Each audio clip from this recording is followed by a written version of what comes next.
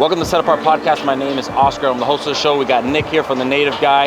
And where are we? We're in the middle of South Florida in an undisclosed location with Nick's bees. He calls them his kids. And this right here is one of the hives that we saved for one of our job sites.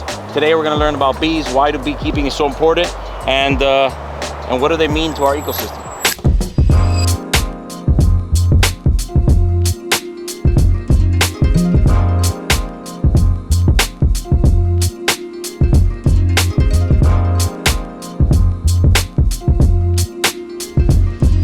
And the coolest part about this episode is that this hive and this comb that you see here was actually from one of our job sites. We saved the actual hive. Nick and his team retrieved it, and we're going to talk about it. So I hope you guys you enjoy this episode. And Nick, thanks for being here. Thank you for having me.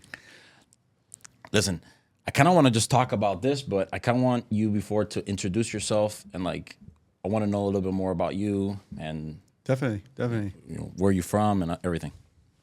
So, obviously, my name's Nick Bofill, and born and raised in Miami. I went to Palmetto and St. Brendan High School. Graduated 2007.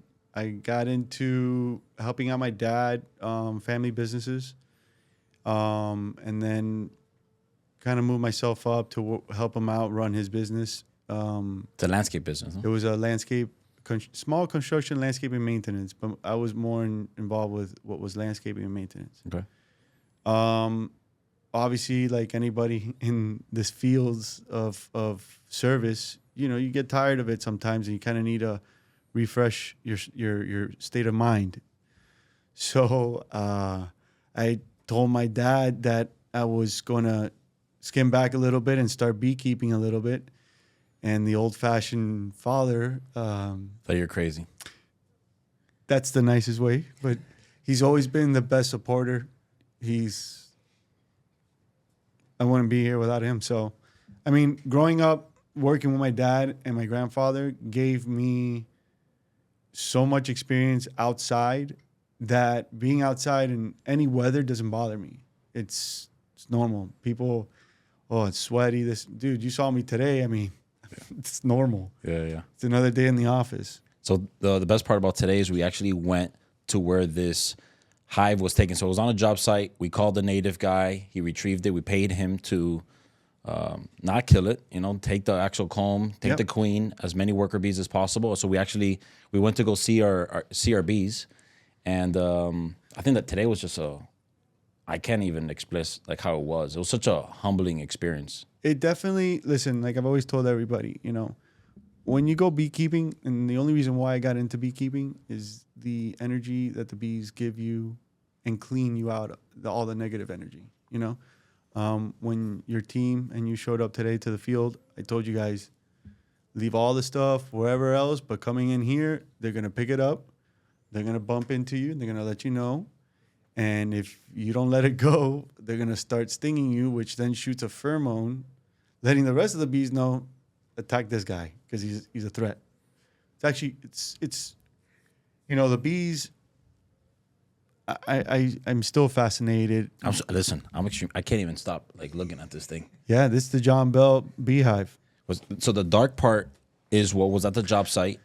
And in a couple weeks, they've already built the new comb. Yeah, I mean, this particular hive, not because we're doing this podcast, but straight up this particular beehive has been definitely one of the top oldest beehives that we've taken out. And we could tell by the honeycomb. Right here, you could tell this is an existing established honeycomb that was in that area that we took it out of. And we've given it more room to expand, to grow. Mm. And that's what bees, that's why, that's what bees need.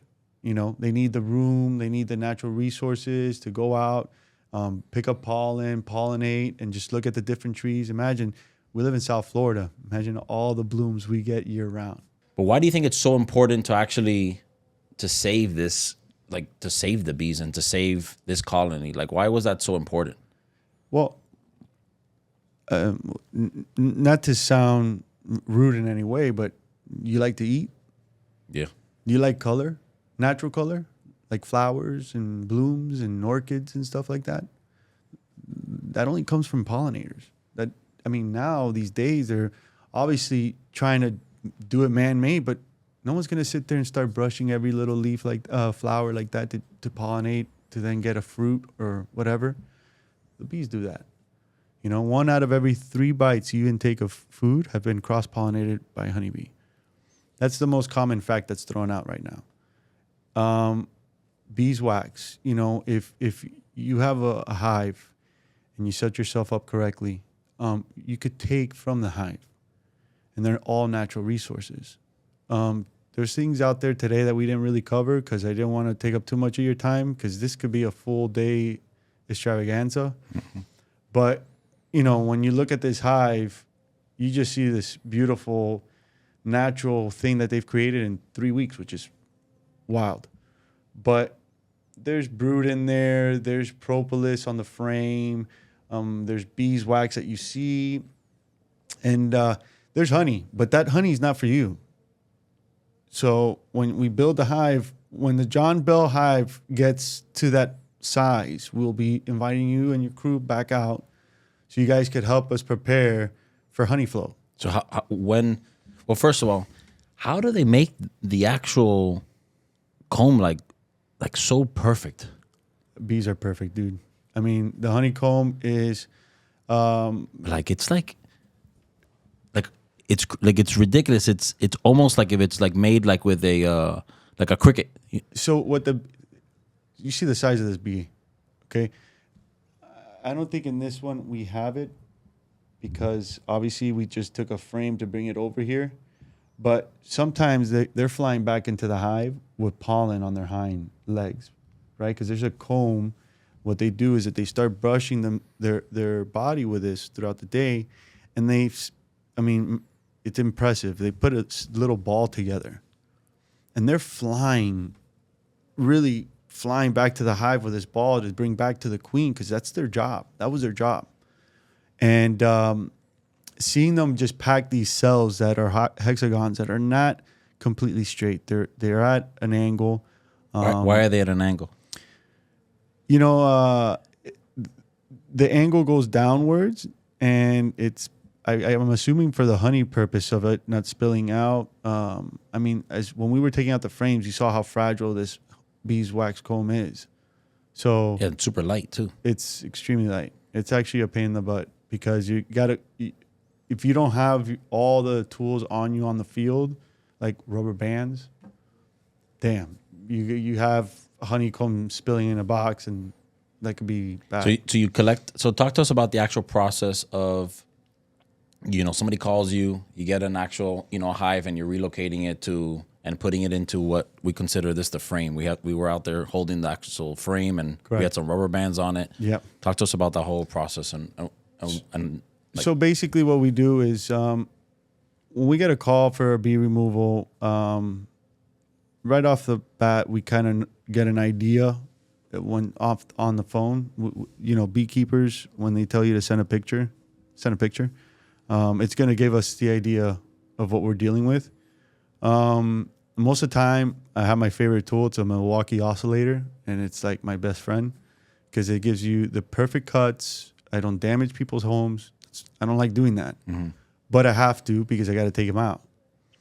So opening up a hole, extracting out all the hive, and waiting to find that queen. Sometimes you may be able to find the queen in 5 minutes. I've been in homes for like an hour just looking for a queen. And the reason why it took me forever is because she crawled through a crack, and I couldn't get behind that structural beam, or I couldn't get in through the cinder block that was there. There's different things that have. But today we didn't even find the queen. The queen was in there. She just escaped from the bottom. The queen's always going to be in there? Yeah. The queen's always going to be there. That they're working for the queen. The queen was there. So what are they actually doing? Because they say like they're working. Like what's their main objective as bees? They got to go out and collect resources for their hive so they could thrive. That's it. Yeah, it's pretty simple. Go out, pollinate, come back in, and help build the hive. It's the ones that are working out are usually the ones that are older bees. The newer bees are the nursing bees. They're doing other jobs inside the hive. the ones that you see out flying around, those are the ones. They got about a couple of days to 10 days left in their life. Really? Yeah, it's the hive is brutal. So what do you mean? How long does like an actual bee? What's the lifespan of a bee then? That's a good question. First of all, before we get into that, women rule the world, and this is a perfect example. The queen is female. The males are there just to please the queen, and then the girls are the ones that are working. So all these bees that you see here are female. They have stingers. They get pissed, they'll sting you.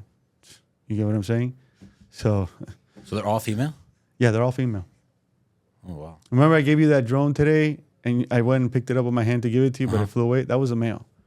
They're just fat, hairy, and they're just there to please the queen.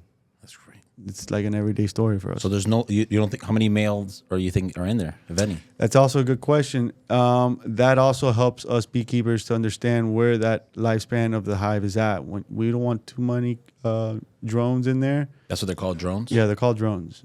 Drones are the males. Like I said, they're there to mate with the queen. And as soon as they do that job, their job in life is over. That's it? That's it. How long after their job do they die?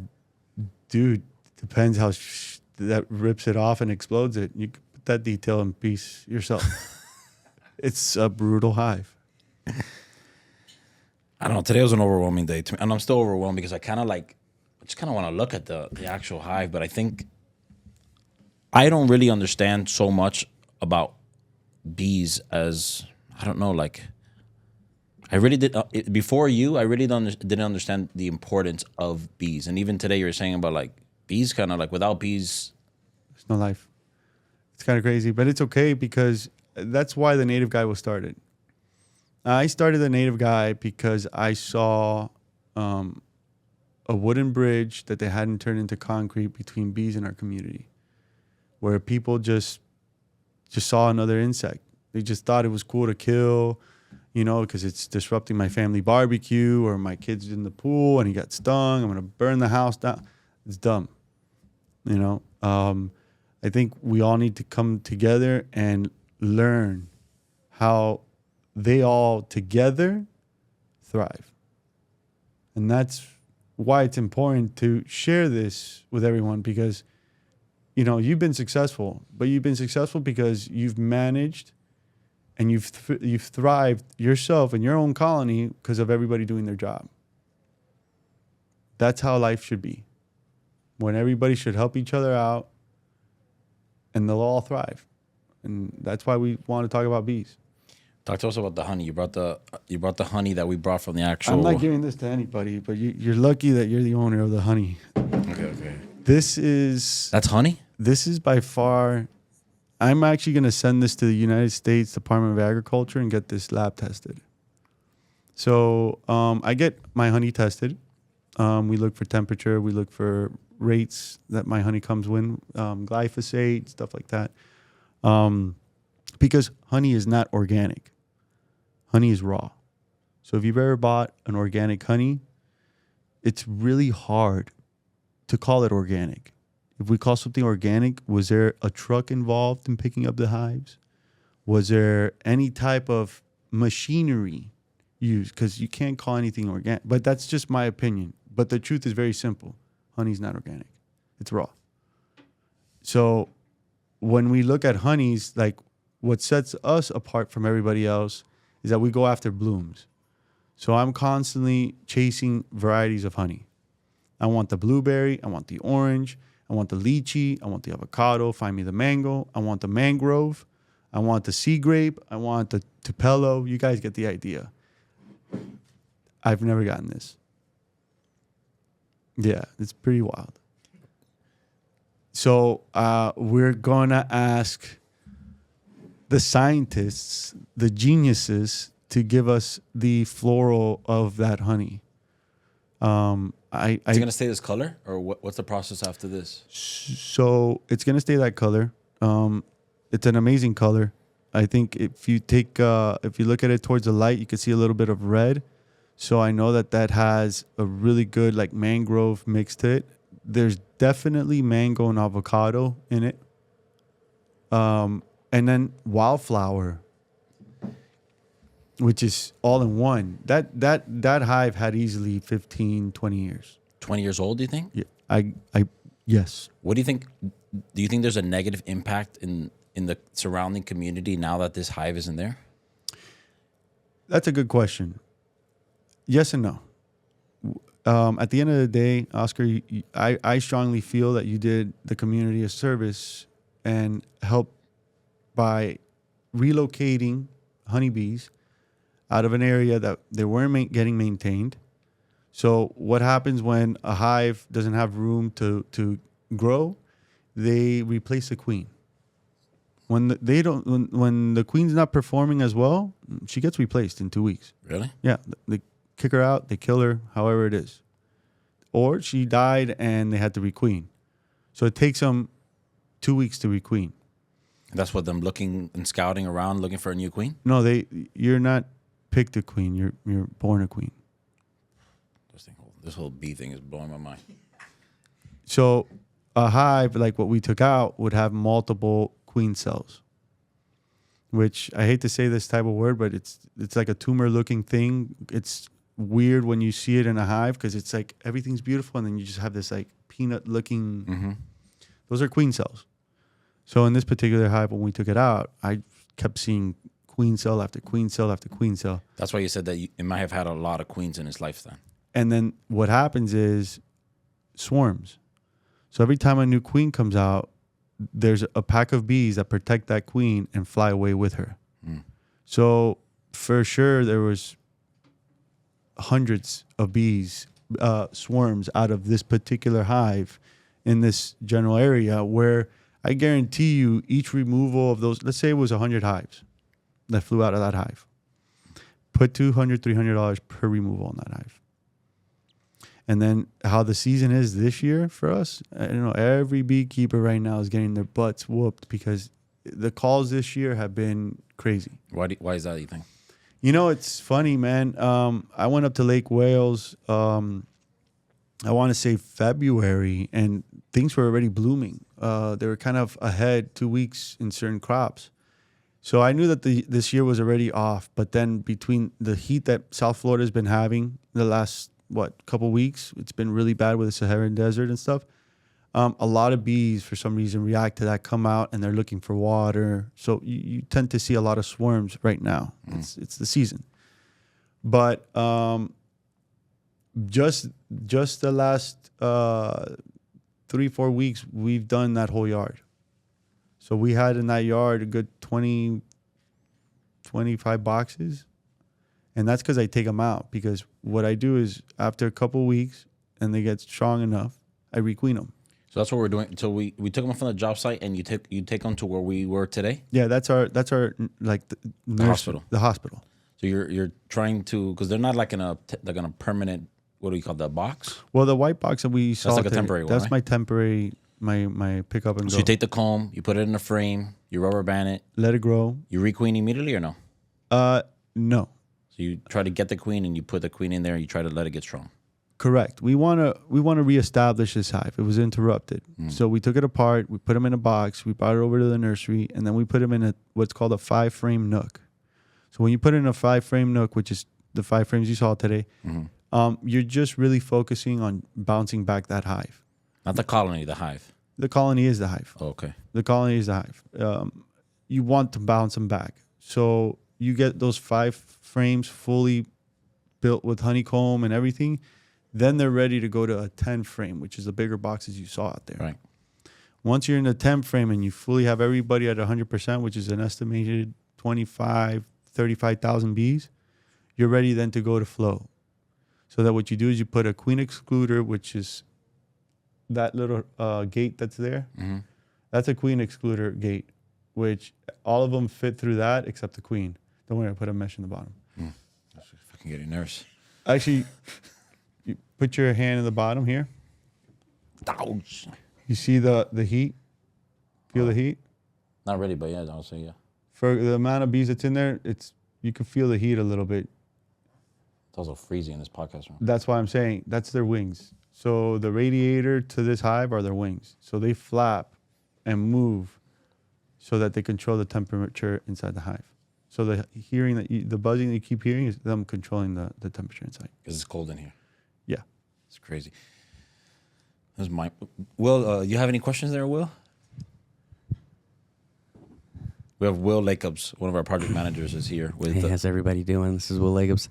You kind of answered my question about how they select a queen, whether the queen dies or for whatever reason that needs to be replaced. I guess they're just born into it, and then can bees almost like, I don't know, do hives franchise? You know, like do hives decide, hey, you know, we need another hive out here, and let's take a queen from this hive and create another hive and expand. You know, All the time. All the time. The difference there, though, to answer that question, is your hive inspections. So you know how you have your projects and you have to do your inspections? Mm-hmm. When you have a hive, it's not just putting a box together, putting bees in there, and, hey, thrive, go away. No way, dude. You got to be there. It's a lot of work. Once a month at least, and you got to go through each and every frame. Because what you're looking at is for layout, organization, making sure everybody's doing its job. When you're in the nursery, what we were at today, I do look for that. But at the same time, I don't, because I know I'm going to requeen. Why do we requeen? It's a law. It's a law it's a state statute where it protects us beekeepers. An unexperienced beekeeper will not requeen. Even if they tell you that they're going to requeen, they're not. A new queen starts anywhere from $25 to $75, depending on the genetic that you purchase. So you actually buy it? Yeah, you have to. Where do you buy? You buy it from like a local queen breeders up north, in Florida. I try to stick to my state.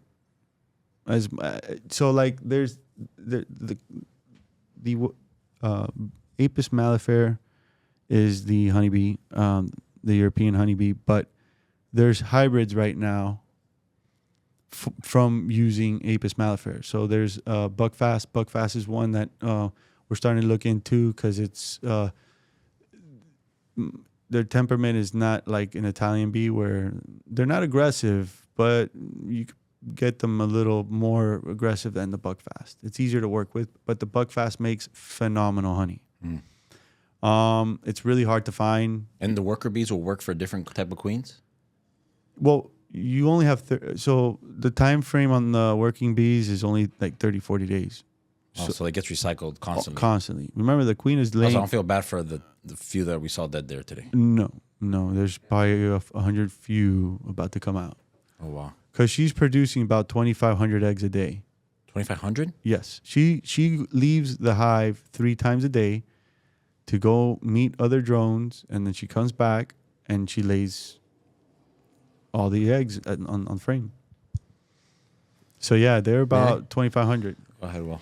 No, so why are we bringing in another queen if the question. Queen is laying the eggs? Is there like an heir to the throne, right? Like, can you select a queen from within the same colony, born within that colony? That's a great question, and the truth is, it's some people don't want to accept it, but it's just the truth. The truth is, you got to requeen. You got to control genetics. You know, if I'm not mistaken, in 2024, our beautiful University of Florida. I'm a UM Canes guy, by the way, but I am a Gator because they've helped me with my profession. They put out 53 swarm traps all throughout the state, more central to south, and they were doing an experiment on genetics on honeybees. So they were catching swarms. Basically, what you do is you get a box, you put a lure in there, like fishing lure, a bee lure, and you leave it out for a couple months. And the new bees that are flying around, they're going to pick up that scent, and they're going to all just go into there. And they're going to start the colony. The swarm starts a colony. This was a swarm, at one point in its life. But what happens there is that when the UF did their studies on the genetics of the 53 colonies, minimum 3% Africanized bees came back. And that's the genetic we don't want to have in South Florida. Because Dude, they're so aggressive. I did a removal in Kendall, and the bees were in the back gazebo, and I couldn't even park my car in the front of the house. They were like flying kamikaze darts coming at me. And the lady didn't want to leave her house. She looked like she had been in there for days. It was weird, and I felt bad for her. Definitely didn't want to leave her like that, so So it's almost like an invasive plant, but they're the worst way possible. but for bees. Worst way. This one was in her room. In her room? Yeah, they got in through the soffit, then they crossed over and came out from the light fixtures. So we had to cut a light fixture, take out, I think it was like 8, 9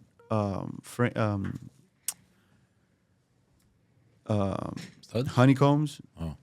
And then there was more on the soffit. So she basically started the soffit and continued further in, and that's why the colony was so huge. So going back to what you're saying about what is it called? The African gay? Africanization of honeybee. Basically, it's just an aggressive bee. So we don't want those. No. So that's why you say that we need to like work on the genetics so that the bees that we have are good bees. Correct. And it's again Just because they're aggressive? Is that the biggest? Yeah, it's aggression. It's when you invest. Another answer to that question is the business side.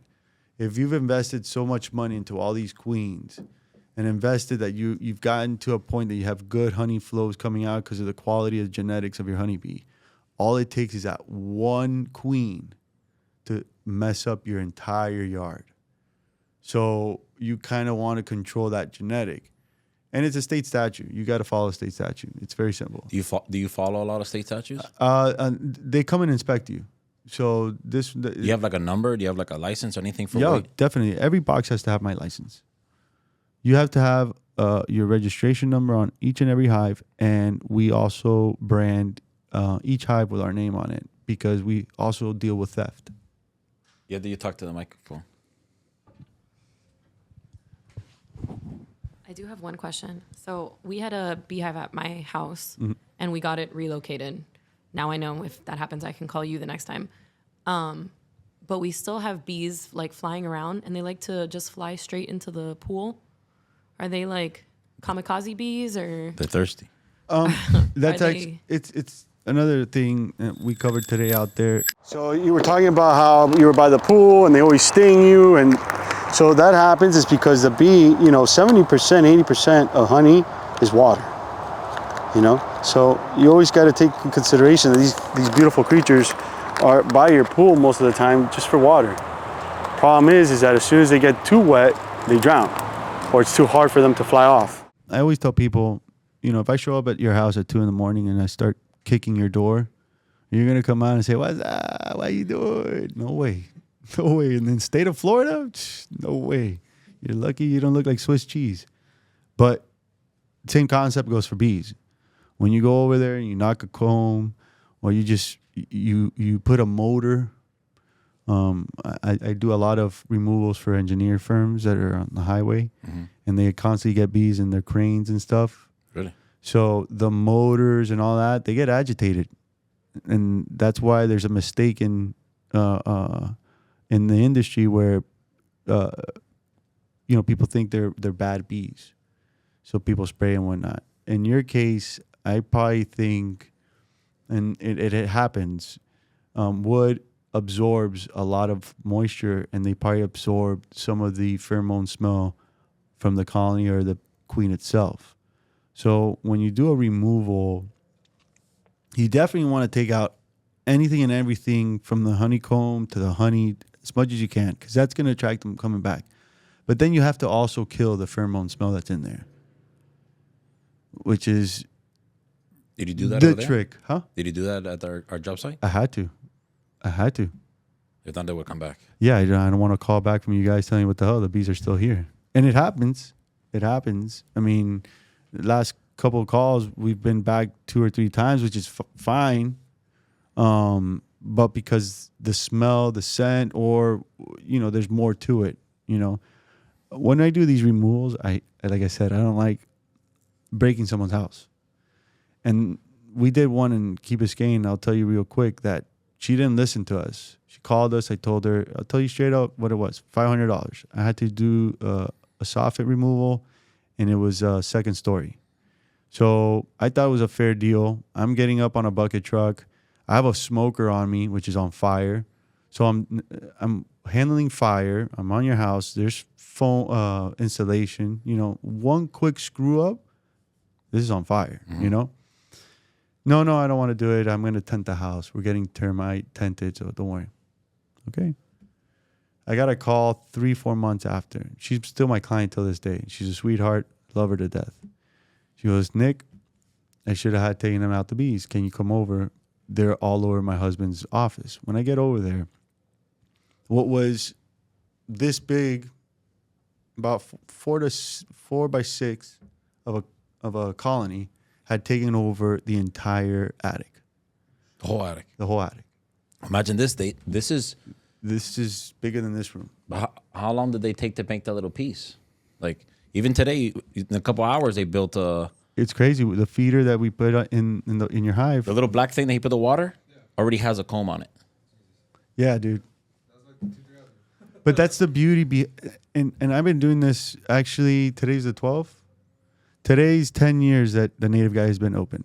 Oh, congratulations. So thank you. So today's officially 10 years being open.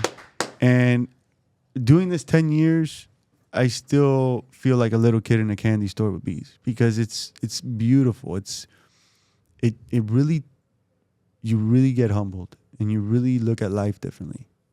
All right, that's how I felt today. I felt the number one feeling that I felt was like I felt really, really humble. I felt like all those things that was happening at the company and that our all the BS, it felt like so insignificant.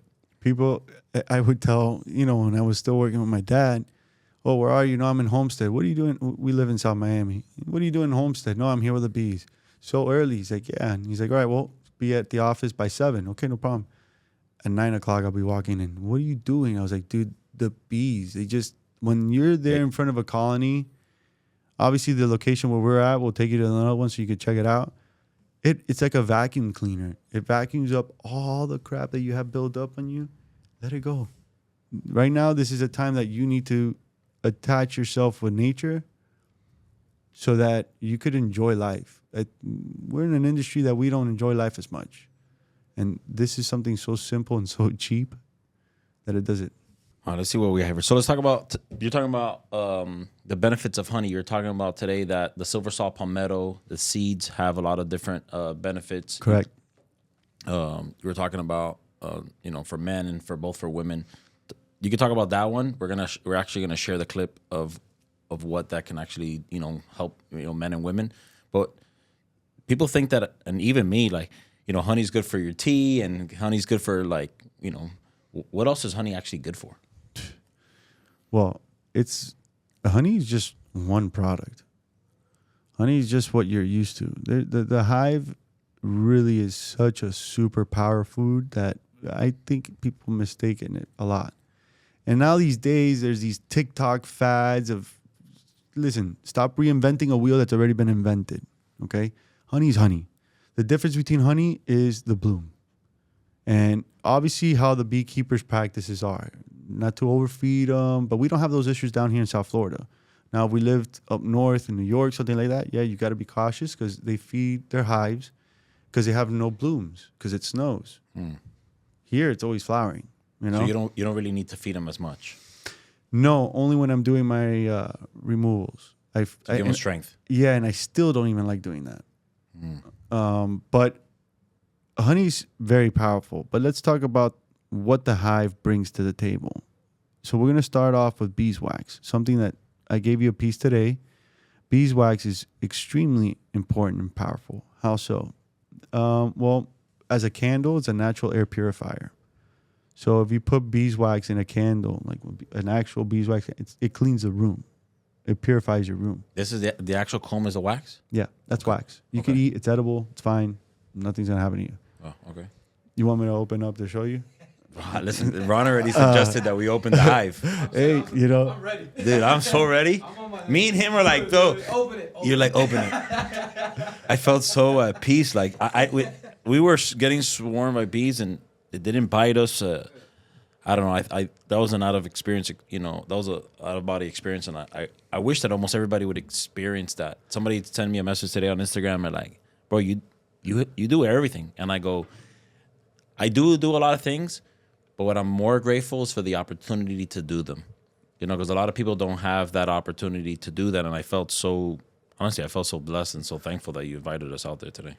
I could say the same. I feel very blessed and thankful for the opportunity you've given my company to continue working with you guys and spreading this word that's very important, you know.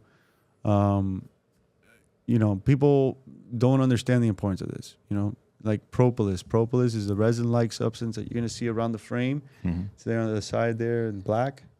That's a resin that they pick up from tree sap, leaf sap, and they ball it up and they bring it in to cover small little holes that light is coming in through. So anything small in the hive that they see some type of light, they'll cover it up with propolis.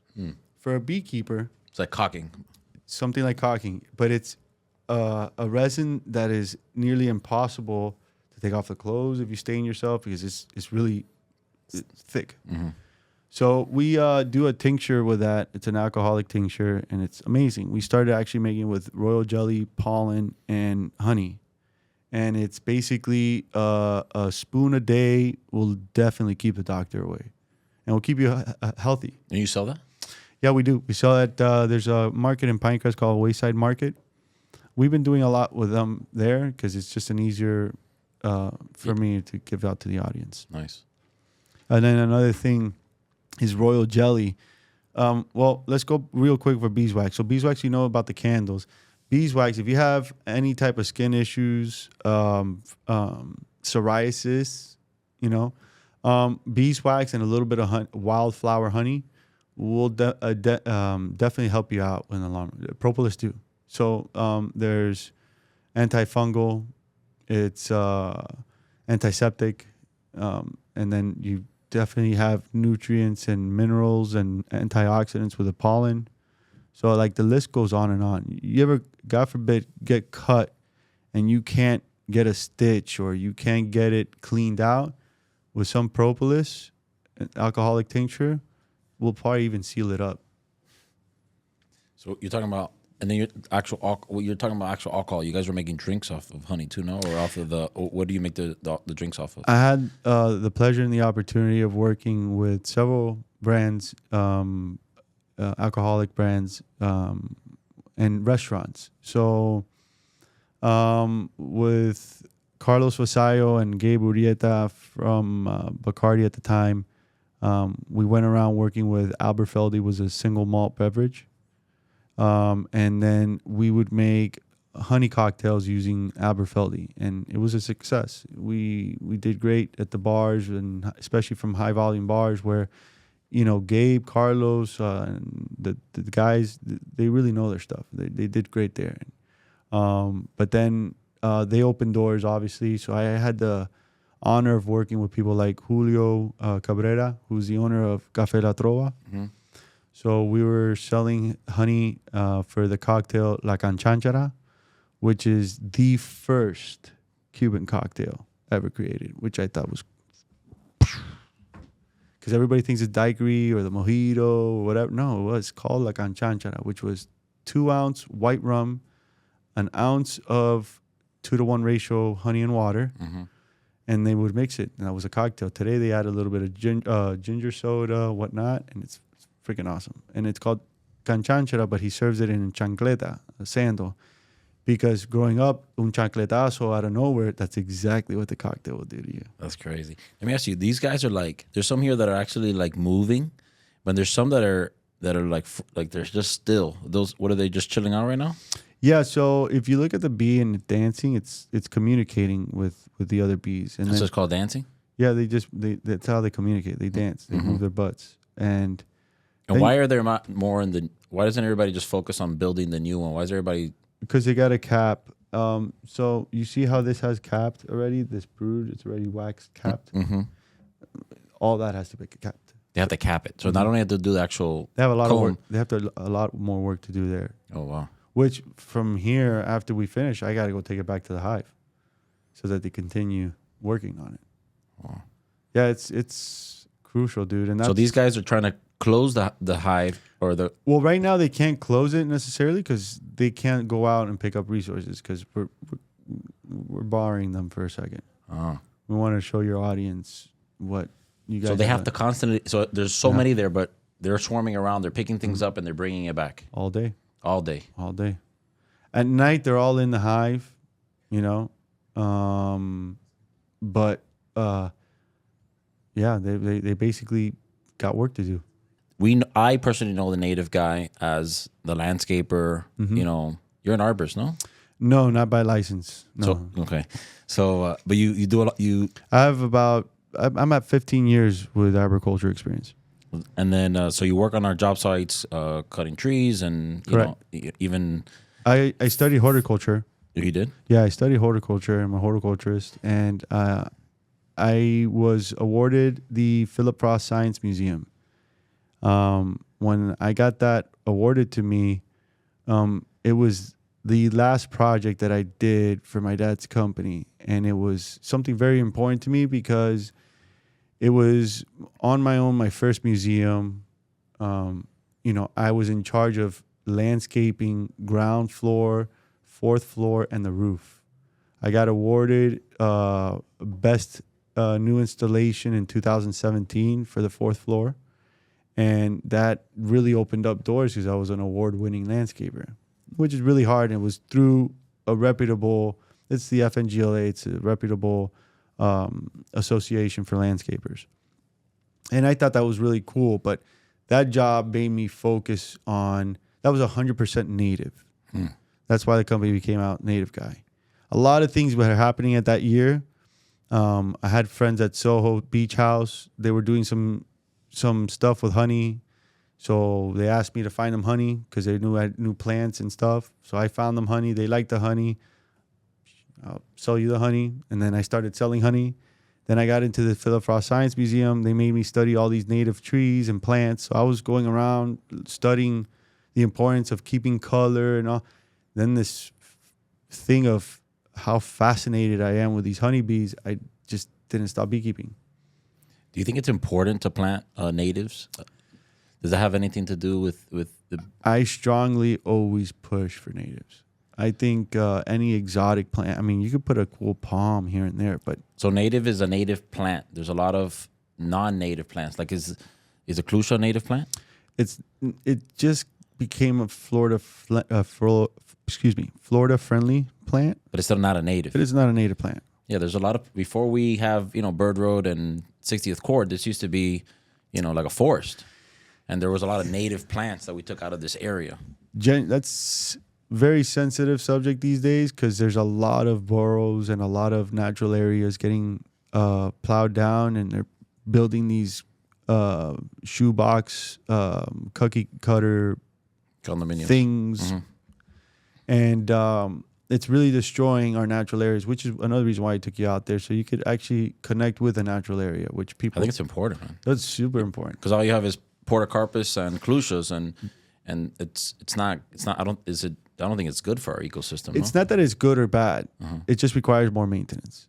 So when you have a non-native plant, it's going to require more maintenance, more fertilizer, more fungicides, more insecticides monthly. And it also brings in pests that will attack our native plants as well, snails, whatever the case may be.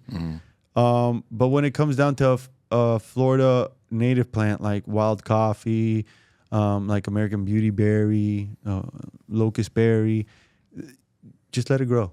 You could trim it. You could do, listen, any plant that you guys look at from TikTok to, Pinterest, those little bolitas and stuff, natives could do that too. I think it's important because a lot of people don't realize that when you have a landscaping, like here at our office, we try for almost everything here to be as native as possible. One is we don't have irrigation, and we try to have everything as as easy. But in my house, do you know somebody called RC Landscaping? Yeah, of course. RC Rob Kai. Yeah. So Rob is the one that designed like all my house, and we took everything that was non-native and we put it native, and it just looks so much nicer. And They did a good job. It's that's how it should be. I think it's important. I think we have almost like a responsibility to. But we do. we do have a responsibility. We have a responsibility by keeping Florida natives. Well, let me rephrase that: keeping natives in your area alive. Because if you're living in another state, I want it to apply to you as well. Keeping your local plants in your house will attract all the wildlife that you want. You know, the bees, bats, butterflies, those are the important bee pollinators, which is bees, bats, and butterflies. And then you get all sorts of other insects, which, you know, a snake in your yard doesn't mean it's possessed. No, it's happy and you have a healthy yard. And it helps you eat other mosquitoes and insects. For sure. All right, so rapid fire. Here we go. Ready? Let's do it. Orange. Who wrote this? Did you write this? Did you change this? Orange blossom or wildflower honey? Yep. I wrote that? No, I wrote that. Oh.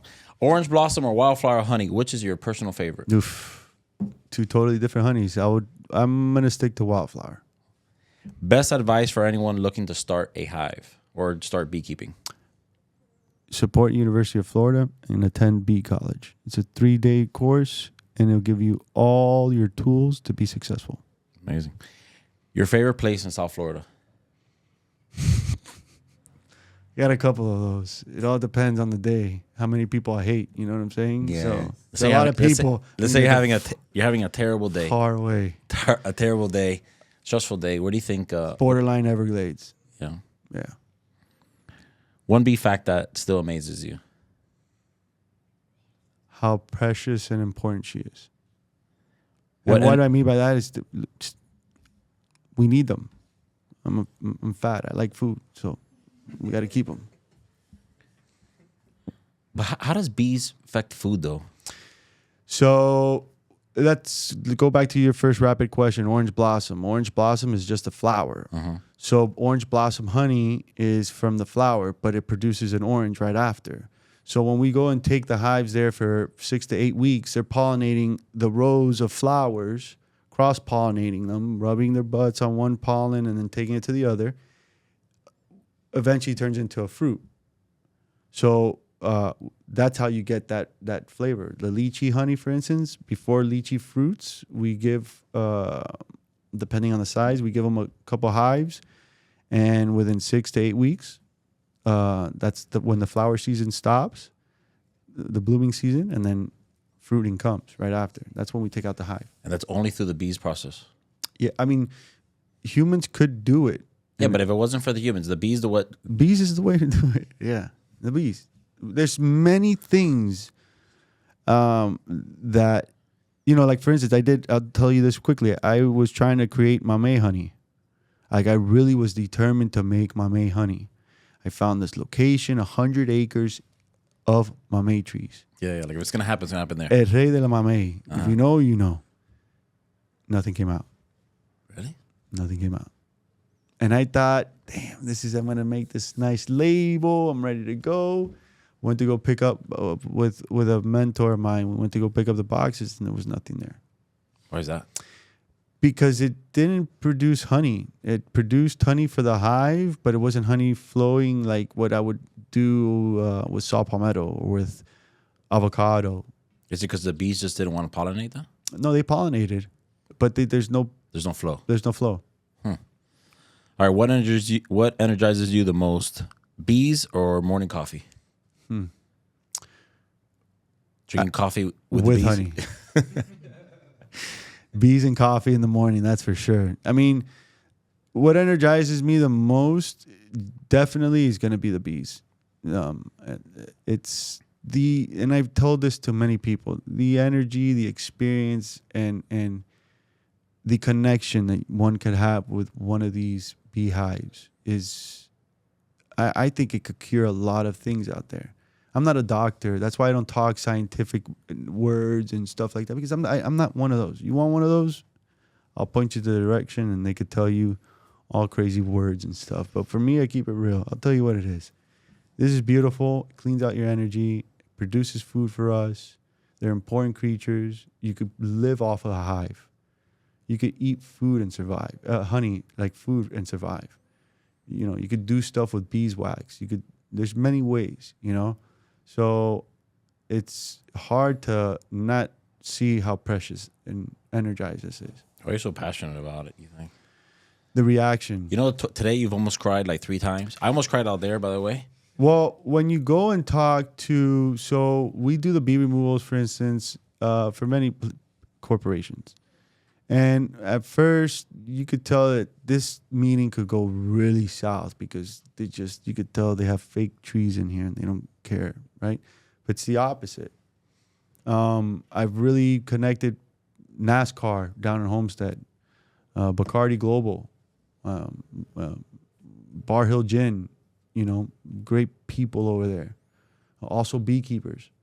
And then I've connected a lot of my community, seeing how reactions happen. Like when I sat down with our partners at GMX, and I had requested to see how we could help boost natural areas. They at first were like, well, it's a liability, whatnot, da-da-da-da. There's no liability. Listen, if you think it's a liability because bees are around, you're dumb. Bees are going to still be around. They're flying everywhere. You can't control bees. I've had people try to sue me because my beehive stung them. How do you know it was my bee? Did I have a license plate on the butt? Like, well, how do you know it was mine? So when GMX gave me the properties to go around the highway and boosting these local areas, man, when I saw that southern bumblebee, that was, people told me you rarely see them down here. When you see flocks of the Atala butterfly, which is an endangered butterfly, and the bees do have a difference. That mango tree that we saw, I don't know if it's on the video. Yeah, the big one. It's big now. They didn't trim it yet. But I told them that I would put a box under that and we would see the yield of mango a lot higher.